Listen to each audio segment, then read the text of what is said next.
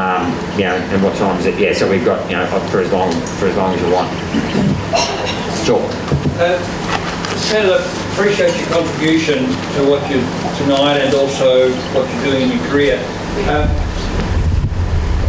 You seem to be the lone voice, apart from Antic, in federal parliament. You certainly have been amongst the Liberal Party, and many of us were so disappointed in so many of your colleagues. How do you read the greater political circumstance in terms of support for what you're on about as a politician? Look, what's happened with the silence around COVID is symptomatic of the world that we live in today. It's become very polarised. I first experienced, the pylon when I was a Senate candidate back in 2019, 2018. The ABC did a 3-day hit job on me just prior to the Ritz being closed. They were trying to get me thrown off the Senate ticket because I'd been outspoken about climate change. I want childcare to be paid to the parents, not to the childcare centre, so the parent can choose the form of childcare they get. I also, misconstrued me completely here. My background, I've got a Masters of Tax Law. When it comes to international tax structuring, that's actually my speciality, so I know where all the dead bodies are buried, and that's what I should be doing. But they said that I wanted to lower company taxes, which I don't want to do. I actually want to raise offshore taxes. So I'll just touch on this briefly because it's very important you understand this. We have an onshore tax rate in Australia of 30 cents in a dollar. If you ship your profits offshore, we have withholding tax rates on profits sent offshore between 0 and 15. So if you're trying to evade paying tax, you can, if you make $100 here, you pay $30 tax. If you go offshore, you'll get a $30 tax deduction here, like you'll save $30 tax here, but you'll only pay between 5 and 10 and 15 cents on the way out the door. And one of the things you'll often hear the neoliberals talk about is, well, you can't tax because you can't have double taxation. That's complete rubbish. Singapore's got a tax rate of 17 cents, company tax rate of 17 cents. We have a withholding tax rate, I think, of 5 cents. 17 plus 5 is 22. It's still less than 30. You get an 8 cent arbitrage there, which is do a couple of paper journals, and so they will do the deal. When I worked at Westfield, we brought money home through 4 countries, and we paid 10 cents in the dollar to bring money home here, and then you pay tax on your dividends as well, right? So, but it was 0.0010. So we went through 4 countries, paid 10 cents to bring money back into the country. So we let money go out of the country, and some of our tax treaties are 0, but when we try to repatriate money coming in, we tax it. How stupid is that? But anyway, so that was one of the things they beat me up on. So what we've got to do is raise withholding taxes higher. Like Ireland has an onshore tax rate of 10 and an offshore tax rate of 15. So they attract the money in, but if you want to take it offshore, you've got to pay 15. The best way to grow your country is through retained earnings, if anyone knows anything about accounting. You don't do it through foreign debt, you do it by retaining the profits of our own wealth of toil, from our own toil. We've got to stop our retained earnings going offshore because it drives me mad. And this is why we're losing so much of our Australian manufacturing and other industries here. That's just one of many issues, but yeah. So long story short, I got beat up about that. Now, I grew up in the days where, and I still do, I've given up drinking since I became a senator, but the happiest days of my life was sitting in the back of a pub with my mates insulting each other. When I went to my 20-year school reunion, some of these blokes I hadn't seen in 20 years, we just went straight back on and started insulting each other like we were back in high school, right? So I had a thick skin in terms of, paying out our mates and everything like that. So, but even I was intimidated by the national media doing a pile-on on me in 3 days. Now that is deliberate, right? If anyone tries to speak up in this day and age, you will literally get your head shot off, figuratively speaking. And it's intimidating. Look, it is intimidating. There is also a lot of pressure, and this is within both party rooms and even within the Greens, believe it or not, that you have to stick to a unified message. Now, to a degree, I accept that. I mean, we can't go too rogue and you've got to be respectful in the conversation. But at the same time, we also have to be able to, call it out as we see it and do things like that. So, unfortunately, the narrative was, COVID was, terrifying. And look, I don't know enough about that alpha variant. Had we let it rip in that first year, what would have happened? I'm still a bit sceptical that below 65 it would have been too bad, but anyway, we'll never know.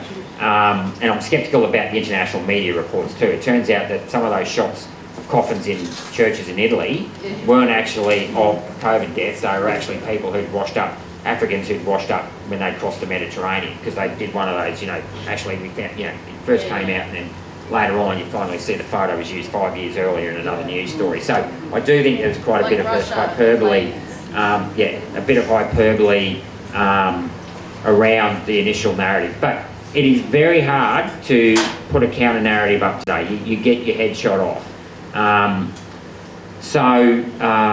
Look, going forward, I mean, I don't want to dwell too much on what's happened, it's happened. But my philosophy going forward is we have got to empower the individual. We have got to give power back to the individual. Because the more a government does for you, the more a government will take for you. And at the end of the day, true freedom is the ability to be able to stand up on your own 2 feet. And then, at the same time we want to empower the individual, we have to restrain the authority of our institutions. They are out of control, they are unaccountable, they are non-transparent, and to the point of, they're becoming reckless and corrupt. And, we've got to call that out. And I've gone through a wall personally where I just don't care. I mean, I was very lucky being a senator, you get 6 years, but I can't walk past what I'm seeing, both at a personal individual level where people are being injured, and the gaslighting of these people, the mandates, which is just another level of,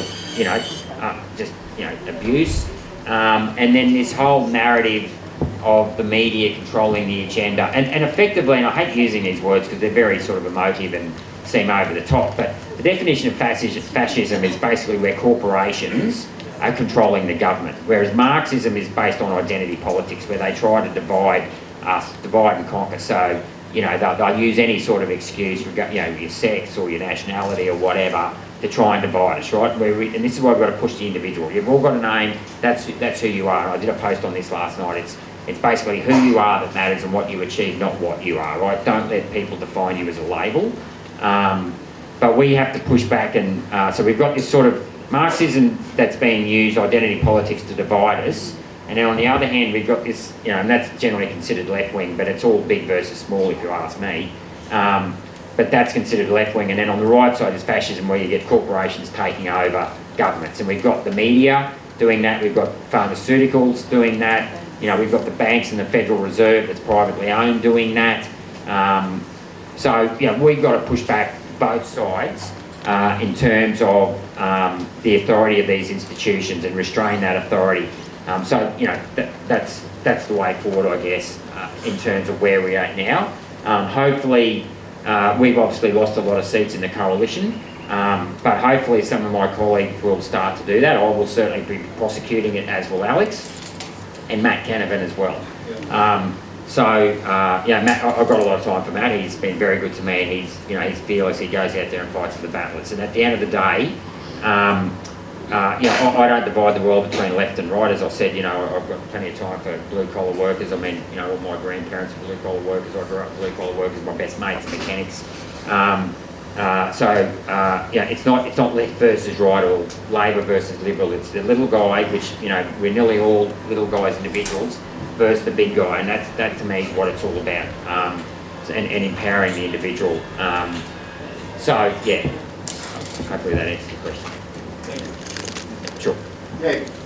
Good evening, Senator. I've just you touched there briefly on the matter of the problem that we have with the judiciary of this country. Yeah.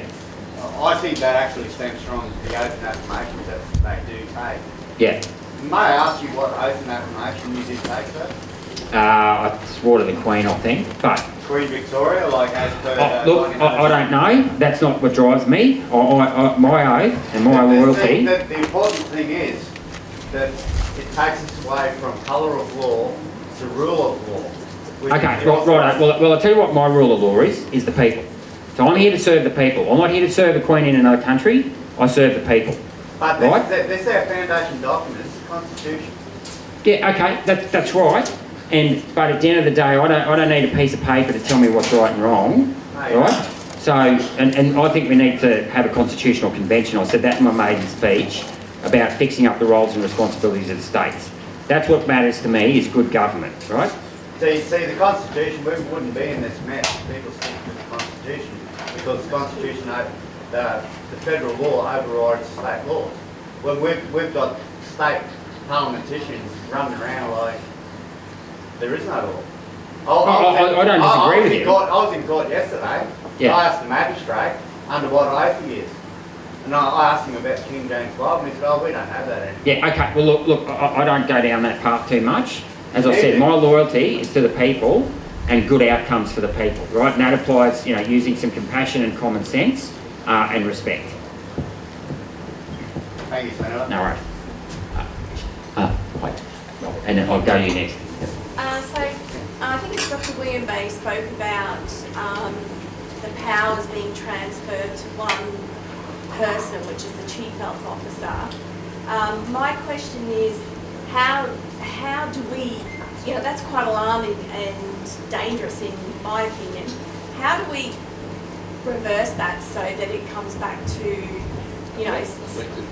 more people? That's a very good question. Decisions? And I know exactly where you're coming from. And this is something I have to admit I didn't even understand when I got into politics. There are two types of laws in this country. There's legislation and there's regulation.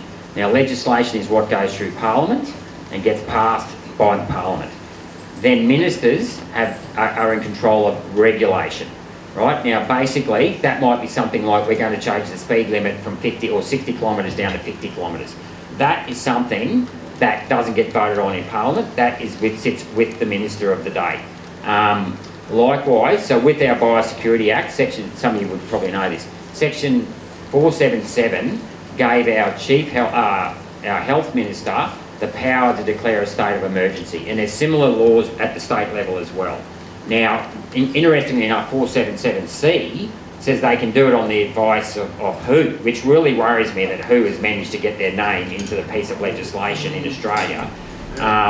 Only because, it should be on the advice of your health bureaucrats on the assumption they're doing their job properly, which is another, it's a hell of an assumption in this day and age. But, so there are a lot of laws out there that are controlled by regulation and not legislation. And then there's two types of regulation. One's disallowable, so the Senate can block regulation. You can block regulation in the Senate. That is one power of the Senate that can be used, and that has happened. And then there's non-disallowable regulation, and that's Section 477 at the federal level is a non-disallowable instrument, which means that we can't block it either, which is extremely concerning. And now there's a thing called it's not the Privileges Committee, there is a committee, and I've got a couple of colleagues we talk about this, and we were looking at this throughout the pandemic, is in actually, we've got to bring some of this regulation back into legislation so that it's put in front of the Parliament. Now, coming back to Queensland, even if you did have legislation coming back into the Parliament, that Labor have a complete majority. Unfortunately, when we got rid of the upper house in 1922, which would have been based on proportional representation rather than the other way, first past the post, two-party preferred, first past the post. You need that check and balance, and we don't have that at the Queensland level. But that is a regulation whereby the health minister can give powers to the chief health officer.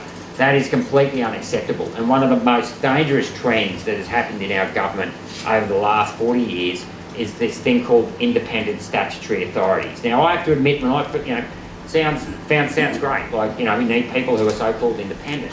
The problem with people who are too independent is that they're unaccountable. So we've got the ABC, we've got the RBA, the Bureau of Meteorology. Ministers, I don't like the way these guys aren't held to account. And if you follow my posts in estimates, they just talk down the clock. Because they know they can outlast me. So we need to raise awareness of that, and we need to, and I actually want a constitutional convention, and that should be something that's brought up in terms of reforming, because I think the Constitution actually needs to be reformed. There's no political parties in the Constitution. Yeah, right, okay, well, yeah, okay, that's fine. That's our constitution. Yeah, okay, I've answered the That's our question this foundation way. document.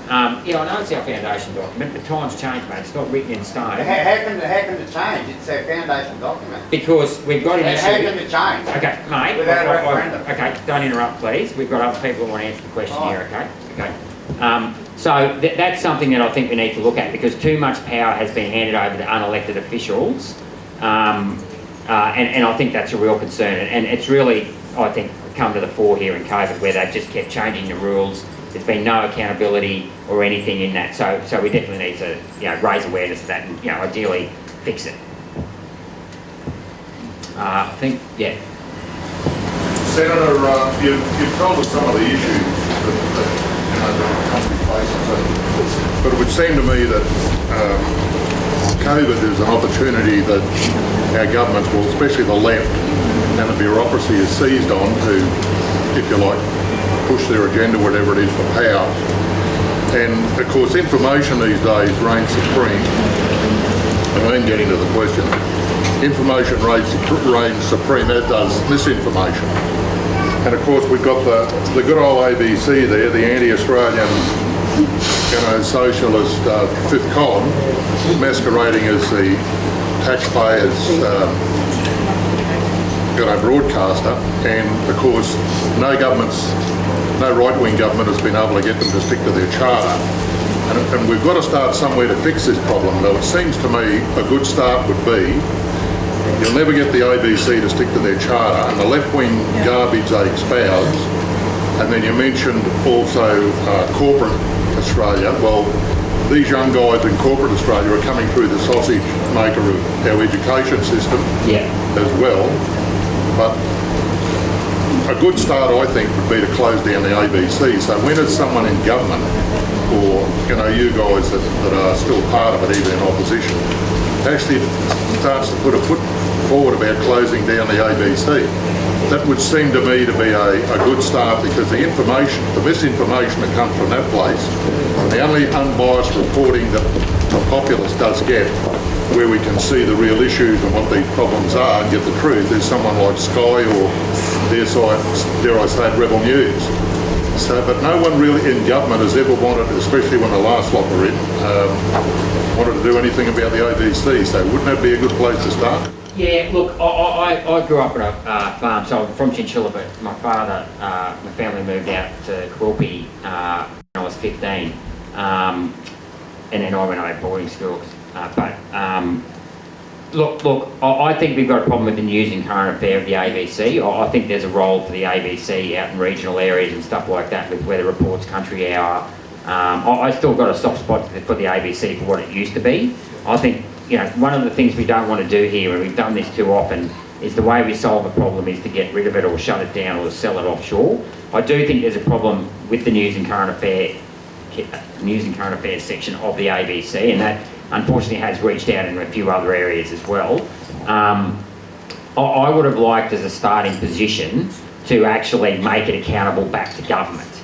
And that's the thing, it's an independent statutory authority, and I've spoken to Paul Fletcher when he was the Minister a number of times about the ABC. I had about 3 meetings with him. Even people that they brought in, like Ida Buttrose, who leaned right more than left, it is an institutional issue. Now, I don't disagree. I'm reluctant to shut the thing right down, because, like I said, I personally think the ABC can be a magnificent institution that should promote Australian values. And I would like to improve it rather than just walk away from it. Notwithstanding that everything you said was totally valid, you made a totally valid point, the drum, Q&A, but some of these programs, just get rid of the programs. That's the easiest way, is just shut down some of these programs. I'm just trying to think, Q&A, drum, there's a couple of other programs probably worth shutting down as well. And a couple of journalists you could just, show the door, because their bias is blatant. I won't name names, but there's some really bad journalists there that are so biased, just get rid of. My dad would hang me from the lowest tree branch if I got rid of Country Hour. He listens to that religiously. So I take your point. I just think, at the very least, it should be accountable, not an independent statutory authority. I would personally like to see it merged with SBS. I don't think we need two public broadcasters. I don't think we need two children's channels. I probably should say we don't need two children's channels, but I did stay at home for about 4 years to raise my young children. So I got quite attached to some of the programs. Actually, I actually watch the children's program more often, some of those children's programs more than I watch the rest of the ABC nowadays. Yeah, and look, I'm not against actually having advertising on their mainstream channels as well. And the other one I would shut down is ABC 24. I'm not against news on the radio, but I don't think they need a dedicated news channel. You know, we've already got that through Sky, and I don't think that's needed. But so get rid of that news channel, the second children's channel about Q&A, the drum, merge it with SBS. And I said these things to Fletcher because I actually, when I withheld my vote from the government last year over trying to get a better indemnity scheme, we wanted to have a Senate inquiry in the ABC, and my view was, why do we need a Senate inquiry? You don't need a Senate inquiry. You don't have a Senate inquiry every day you go outside, do your job. I mean, it's obvious what needs to happen to the ABC if you ask me, and just, you know, get control of it and reform it and improve it. Yeah. I'm worried about mission creep, and they're diverting the authority over to your employers. They're maintaining a state of emergency, which they're using to say, oh, health and safety, your employer demands that you have these injections as such. Okay, I chose not to, I lost my job, but the Palaszczuk government came out the other day and said, oh, we're going to aerial spray you with Paxvax. How do I exclude myself or my family from that kind of widespread dispersion of whatever it is? I mean, okay, so I'll just answer that in two parts there. Your bit about mission creep is bang on. I mean, you know, and that's what I meant earlier on when I said the government's marched on into every aspect of our private lives, and they're, you know, telling us our children to get vaccinated and all these other things. That it's just not there. They don't have the authority to do that. We've never given them any authority to do that. My understanding of the Paxvax thing is that's a nasal spray. So it's that 184 on the approval number 184. And I just showed that to Felicity earlier today. It's a nasal, there's a word, it wasn't nasal, something nasal. So that 184, I don't know about all the other numbers, was a nasal thing. So there's 1,000 participants in the trial. The trial sites, it would be at hospitals or wherever, and it's to test something going up your nose, albeit GMO. And what exactly is this supposed to be targeting? Well, the idea is, I actually, in theory, and I mean, you know, like you've got to judge everything on its merits. But the idea is, if you wanted to stop a respiratory virus, I know that Peter McCulloch, for example, recommends Benadine, is it, or something that starts with B for your nose. So the idea is it's to test if they, and I mean, this is big pharma trying to get something to stick up your nose to make money, right? So you get 1,000 volunteers who join a trial. They're going to, you know, take this thing inside their nose, and they're going to see whether or not it kills the virus. It's not, and I don't know. I'm not saying chemtrails aren't happening. I don't know a lot about them, and I'm not saying that every GMO product's good either. But in this specific, because I've copped about 1,000 messages on that in the last 24 hours. It's killing me. It's not coming out. That Paxvax is not being sprayed out of planes according to that 184. There might be something else in there, but no one's been able to point you where it says it's being thrown out of planes. There may be so with the rainmaking and the cloud seeding, that's not a secret. They've been trying that for years, and they use silver and iodide, and that's so.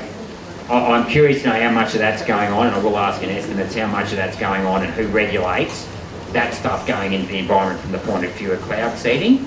And that's a real phenomenon. The CSIRO has admitted they looked at that years ago, and there are media reports about cloud seeding. I don't know a lot about it. I'm led to believe it increases the rainfall by 10% in the right conditions. Other than that, what's going on out there, it's, could be happening. I don't know, because you've got to basically have to find the plane, be there when it lands or takes off, find out what's in the tank and get harder evidence to work out what's going on. Okay, I'll go there and then I'll go down this road. Sorry. I'll be quick. I just want to get your thoughts on a digital Bill of Rights, seeing that we've gone through such intrusion on our personal liberties and privacy, about what's your thoughts about digital Bill? Look, it's a very good question, because digital ID and all of this digital identity stuff, it's you know, I hate to say this, but it is becoming the way of the world. I mean, it is intrusive. But with these things, and I mean, unless you're prepared to give up one of these things and sort of go back to paper, it's one of these things that's getting hard. Because I mean, I'm sure as a politician I'm being tracked anyway, but you know, Google tracks most of us. If you don't turn off your tracking advice, they'll be tracking us, right? I mean, and you'll look up ads or whatever, or look up a particular thing, Google, you know, rugby league plays, and then suddenly you're getting paraphernalia for rugby league coming up as advertising on these banners, right? So Big Brother is watching us. And, you know, we've kind of lost that argument probably 20 or 30 years ago in terms of that. Digital ID, a Bill of Rights is a good idea, but yet again, all of these laws and regulations are only as good as the government that upholds them. I'll give you an example. There's Section 92. I, for the life of me, cannot understand how the hell the High Court ruled that it was okay for the states to close their borders in the pandemic. It says, I'm pretty sure, free intercourse amongst the states, and yet somehow they said it's okay to close things down. 116 of the Constitution says freedom of religion. Yet again, you know, you couldn't go to your church, you had to wear a mask or be vaccinated. I mean, so a Bill of Rights might be a good idea if it was to be upheld. But the problem is we've got to be very careful in this day and age.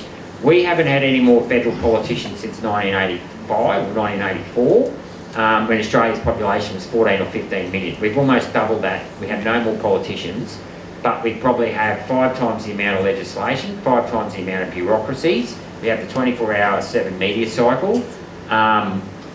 All of these laws or anything should have a sunset clause after 10 or 15 years where they get closed down. Because, so not against it in theory, I think it's a good idea. In practice though, it's like all these things, the devil's in the detail. And whether or not, you know, they just walk around it like now Fair Work saying these mandates are a fair and reasonable direction. And that's the end of the story. Or the judge says we're not going to look at the efficacy, you know, whether or not the vaccines work.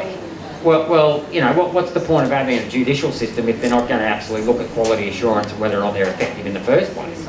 So I guess, look, I mean, in theory, yes, I support it, but yet again, and it's interesting, like, I mean, I cop so much abuse, luckily because I've got a lot of followers now, they come in and back me up, but when I had very few followers, Labor trolls would smash me.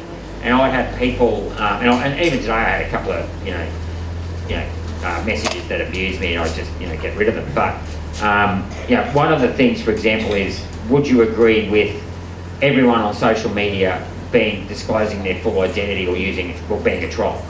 So there's two sides to that argument, because trolls will tend to be, it's people will be much less respectful if they're hidden behind an avatar than if people can see who they are and they have to. I mean, I can tell you myself, if I had an avatar, I would have liked to tell some of these trolls where to go, but I know that I can't, because then they'll go to the media and say, oh, Rennick's called me told me off, right? So it's a very good question, and in theory I support it, but then the question is who you're protecting in terms of, if I'm getting abused by a troll, do I have the right to know who that troll is? And I'll give you a good example.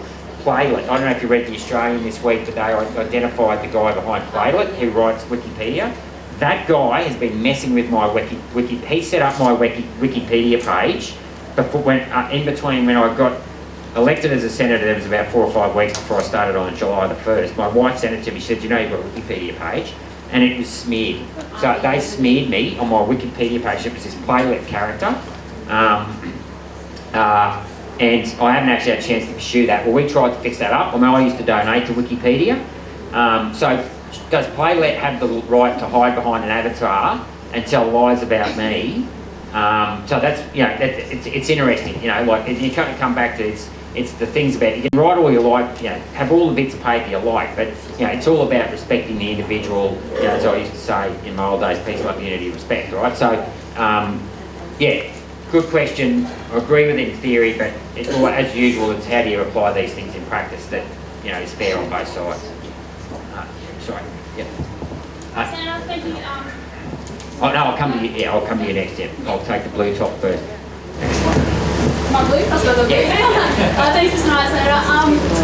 One of the things I was a bit alarmed with the recent elections is the government electing or putting aside a minister for the Republic.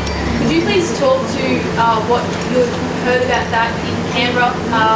Obviously, understanding that I'm a novice in this area, but we still need to have a treaty with our Indigenous citizens. So, what's going on there? So I know nothing about. So Matt Thistlethwaite's been made assistant minister or special minister or whatever on a Republic. Albanese brought this in, was never mentioned in the election. We haven't been back to Canberra since the election, by the way. We only sit 18 weeks a year.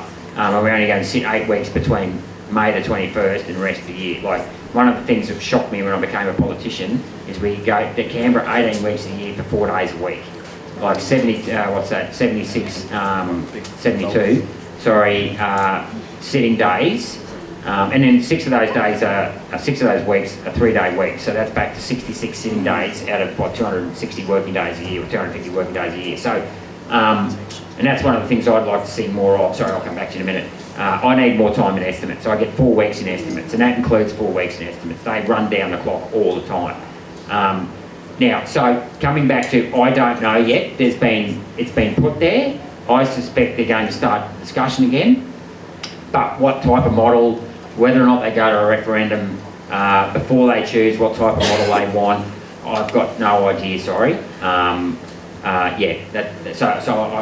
just don't know. Sorry. Yeah. Yeah. No worries. I know you're advocating for APRA changes and for doctors to be able to become doctors again. I'm just wondering where you're at with that and whether or not you are going to see change. Because obviously Queensland are pushing through their stuff at the moment and there's no one really policing that. Yeah, very, very, very good question. APRA has been one of the most tyrannous bodies. It's run by very few medical staff. And very frustrating. Now, APRA is controlled by the Australian Health Protection Group or something. They are made up of the 6 state health ministers, 2 territory ministers and 1 federal minister. The states effectively control APRA because going back to the Constitution, the states are responsible for health in the first instance, even though the federal government now just about pays for all of it. I'm going nowhere with APRA because it is a state issue in the sense that in order to stop what they're doing, and they need to be stopped, you will need to get all 9 people to agree, or at least 5 of the 9 to agree to restrict their powers. When in actual fact, the state premiers, premiers / health ministers, are actually, looks like they're bringing in laws to actually increase the powers of APRA. This, yet again, comes back to an unelected, and they're not even a government body. And it's taken me a long time to unravel all this. So they're not even a government body. They're the equivalent of like your chartered accountants or the Institute of Engineers or whatever. They're a professional body where you pay, when you become a nurse or something, you pay your registration fee, you're paying that to APRA. So they're a professional body that sits behind the protection of the state governments to regulate doctors and nurses. Now, they're given a monopoly. I just cannot believe the government doesn't do that. I would have thought a government body should regulate doctors and nurses, not unelected officials who are clearly running an agenda, because Martin Fletcher, the guy that's run it since its inception, he had a year off, but he worked for the WHO, the World Health Organisation, for about 4 years. Yet again, don't want to, it's impute motive, but you've got to ask yourself, I think he worked in England before that, why they recruited an Englishman who worked for the World Health Organisation to come and work in Australia. And I'll say that with the greatest respect to the English, because I don't know if any of you guys follow Jicky the Mouse, but I better not give too much away because he doesn't want to lose his job. But he's a highly qualified doctor, this guy, and he just got kicked off Twitter, but very good guy.